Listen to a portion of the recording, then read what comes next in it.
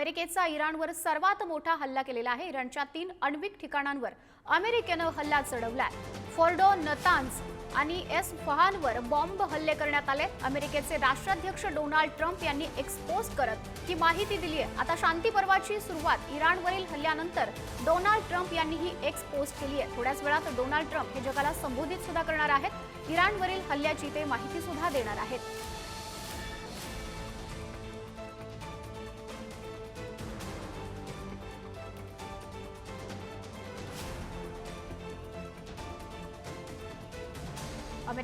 अमेरिकेनं इराणवर सर्वात मोठा हल्ला केलेला आहे। इराणच्या 3 आण्विक ठिकाणांवर अमेरिकेनं हल्ला चढवलेला आहे। फोर्डो, नतान्ज आणि एसफहानवर बॉम्ब हल्ले अमेरिकेनं चढवलेले आहेत। इराणच्या 3 आण्विक ठिकाणांवर अमेरिकेनं हल्ला चढवलेला आहे आणि अमेरिकेचे राष्ट्राध्यक्ष डोनाल्ड ट्रम्प आता काही वेळात जगाला संबोधित सुद्धा करणार आहेत। गेल्या अनेक दिवसांपासून इस्रायल आणि इराण यांचे युद्ध सुरू आहे आणि यामध्ये अमेरिकेनं इराणला अनेकदा समज दिली, मात्र आता अमेरिकेकडून इराणवर हल्ला चढवण्यात आलाय।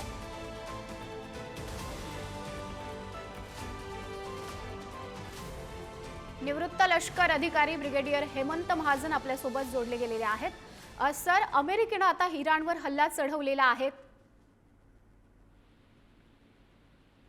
हो, मी उत्तर देऊ का? हो हो सर। हॅलो, आवाज पोहोचतोय सर? अमेरिकेने जो इराणवरती हल्ला चढवलेला आहे हे युद्ध वाढण्याची जी मोठी शक्यता आहे त्याच्यामधले अत्यंत महत्वाचं पाऊल आहे। याचं कारण असं आहे की इस्रायल गेले आठवडाभर हल्ले करताय इराणवरती आणि त्यांचा मुख्य उद्देश आहे की त्यांच्या ज्या न्यूक्लिअर फॅसिलिटीज आहे त्यांना बर्बाद करावं, परंतु त्यामध्ये त्यांना पुरेसं यश मिळत नव्हतं। कारण इराणच्या अनेक फॅसिलिटीज जमिनीखालती 100, 150, 200 मीटर खालती असल्यामुळे इस्रायलकडे असे बॉम्ब नव्हते की जे आत जाऊन या फॅसिलिटीज बर्बाद करतील। परंतु अशा प्रकारचे बॉम्ब, शक्तिशाली बॉम्ब, ज्याला बंकर बस्टिंग बॉम्ब वगैरे म्हटलं जातं, ते अमेरिकेकडे आहे आणि आताची जी बातमी आली आहे त्याप्रमाणे हे बॉम्ब वापरले गेले असावे आणि 3 ठिकाणी अमेरिकेने हल्ला करून तिथल्या फॅसिलिटीजना बर्बाद केलं असावं, अशा प्रकारची बातमी आहे। परंतु नेमकं त्या फॅसिलिटीचं नुकसान किती झालं याच्यामध्ये अमेरिकेला पूर्ण यश मिळालं की नाही हे काय आपल्याला सांगता येणार नाही। कारण इराणला कल्पना होती की अशा प्रकारचे हल्ले होणार आहेत, म्हणून त्यांनी ज्या आपल्या फॅसिलिटीज बांधलेल्या आहेत त्या जमिनीच्या खालती इतक्या आत आहेत किंवा इतक्या खाली दगडाच्या खालती बांधलेल्या आहेत की त्याच्यामुळे कुठलेही शस्त्र त्यांना पूर्ण यश देऊ शकेल की नाही याच्याविषयी आपल्या मनात शंका आहे। आणि दुसरं असं की त्यांनी त्यांच्या फॅसिलिटीज इराणमध्ये अनेक ठिकाणी पसरून ठेवलेल्या आहेत, त्याच्यामुळे एक ठिकाणची जरी फॅसिलिटी बर्बाद झाली तरी दुसऱ्या ठिकाणी असेल, तिसऱ्या ठिकाणी असेल, तर म्हणजे अमेरिकेचा युद्धात प्रवेश हे अतिशय मोठं पाऊल जरी असलं तरी पण शक्यता की इराणचे सगळं टार्गेट बर्बाद झाले ही अत्यंत कमी आहे। केवळ युद्धाची तीव्रता वाढेल, मात्र युद्ध संपेल किंवा शांतता निर्माण होईल ही शक्यता अतिशय कमी आहे। सर, आर्या पारची लढाई सध्या पाहायला मिळते आहे। अमेरिकेने यामध्ये मोठी उडी घेतलेली आहे, मात्र यामध्ये जागतिक पातळीवर याचे कसे पडसाद उमटू शकतात? जागतिक पातळीवरती ज्यावेळेला डोनाल्ड ट्रम्प आले होते ते म्हणाले होते की मी शांतता प्रस्थापित करीन, युक्रेन आणि रशियाचं वॉर मी लगेच थांबवीन, ते त्यांना थांबवता आलं नाही। इस्रायल हमासचं वॉर थांबवीन, ते थांबवता आलं नाही। माझ्यावर भारत आणि पाकिस्तानचं ऑपरेशन सिंदूर झालं, त्याच्यामध्ये त्यांनी घेतलं की हे माझ्या थांबलं, भारताने त्याला नाही म्हटलेलं आहे। म्हणजे डोनाल्ड ट्रम्प त्या गप्पा मारत होते की मी जादूची कांडीचा वापर करून सगळी युद्ध थांबवीन, ते काही त्यांना जमलेलं नाहीये। आणि जे शांततेकरता प्रयत्न करत होते त्यांनी सुद्धा युद्धात प्रवेश केलेला आहे। म्हणजे एका ठिकाणी बोलायचं शांततेविषयी, मात्र प्रवेश करायचा युद्धामध्ये, तर हे अतिशय कॉन्ट्रडिक्टरी अशा मोमेंट आहे। आणि डोनाल्ड ट्रम्प हे अतिशय विचित्र माणूस आहेत, केवळ स्वतःच्या बुद्धीचा वापर करतात, त्यांना जे एक्सपर्ट्सकडनं जे मत मिळतं त्याचा ते पूर्ण वापर करत नाही।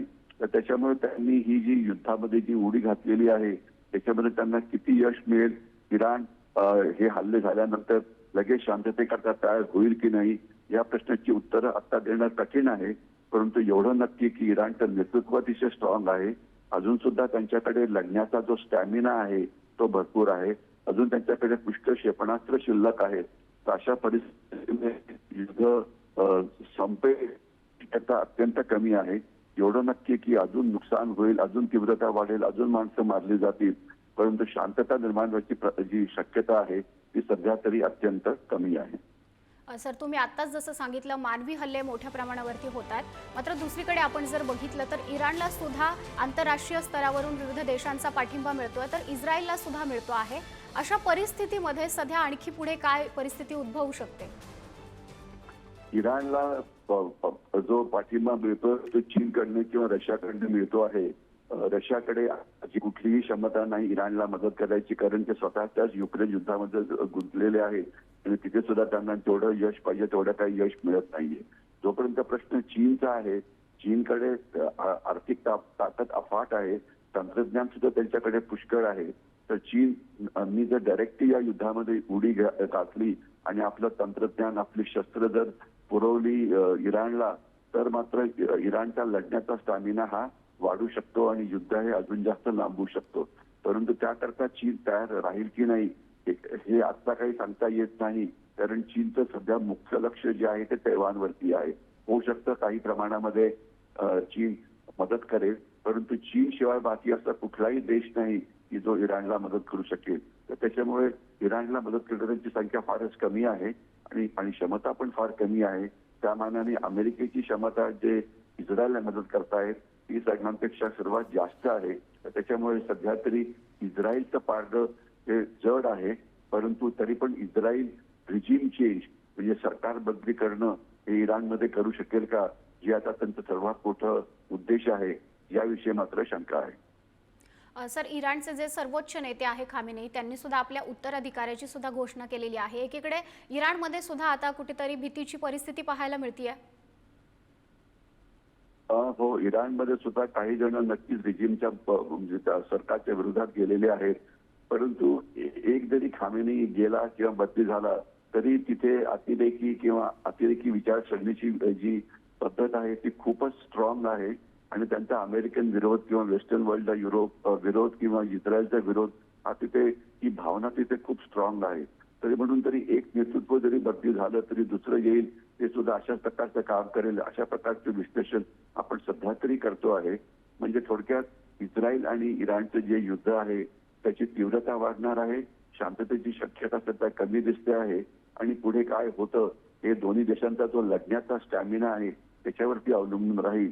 परंतु सध्या दोघांकडे पण स्टॅमिना आहे, तर त्याच्यामुळे युद्ध चालू राहील, शांतता व्हायची शक्यता सध्या तरी अत्यंत कमी दिसते आहे.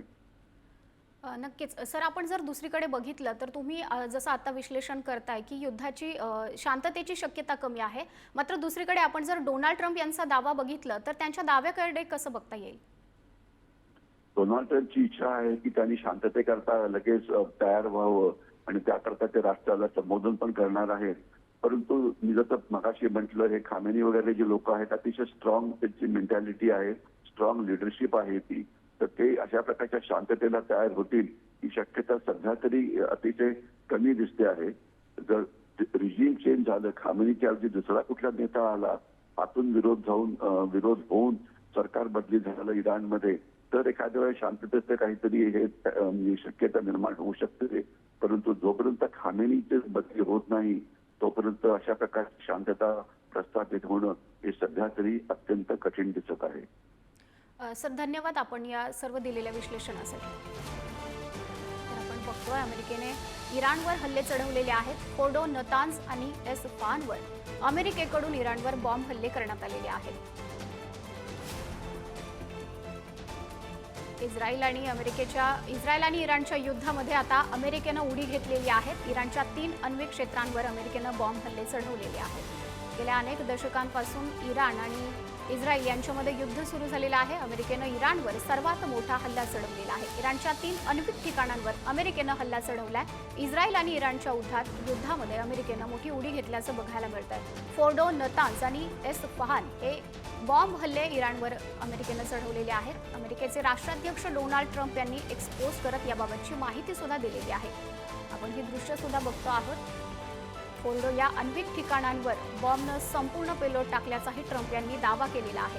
आता शांती पर्वाची सुरुवात इराणवरील हल्ल्यानंतर डोनाल्ड ट्रम्प यांनी ही एक्सपोज सुद्धा केलेली आहे. थोड्याच वेळात डोनाल्ड ट्रम्प हे जगाला संबोधित सुद्धा करणार आहेत. इराणवरील हल्ल्याची सुद्धा ते माहिती देणार आहेत.